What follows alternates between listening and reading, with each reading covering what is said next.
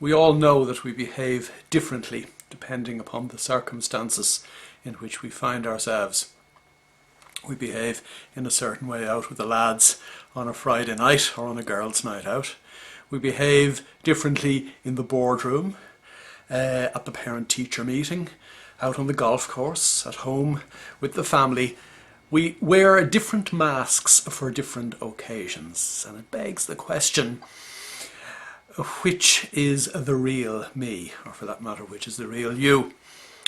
Or am I actually wearing a mask that conceals me from me? Now, many years of research in the field of psychology, and in particular recent research in cognitive psychology, strongly suggests that we really have no idea who we actually are, because not only do we wear so many masks, but those masks are often actually created to fill in the flaws that we perceive in the mask that we've created for ourselves, or what is known in psychological terms as the conceptual self.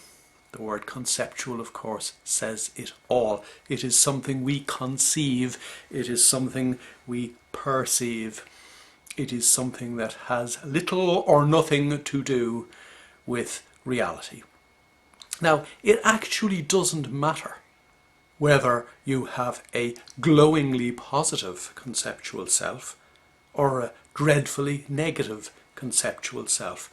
The conceptual self itself is bad because it divorces you completely from the reality of the moment, the opportunity of the moment, from being able to perceive what is actually going on in the moment and being able to take appropriate action in line with the goals that you have for yourself, for today, for this week, for this month, for your life.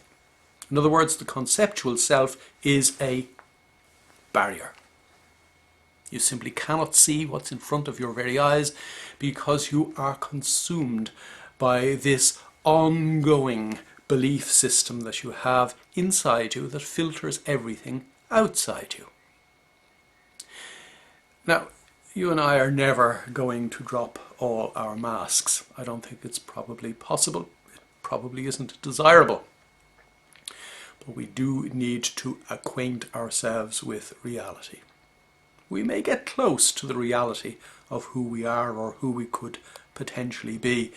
But the very first thing we need to do is get in touch with the reality of what's going on around us in this here and now. Because if we don't, our minds will continue ticking over on automatic, and our lives will pass us by, and we lie on our deathbeds wondering, what was that all about?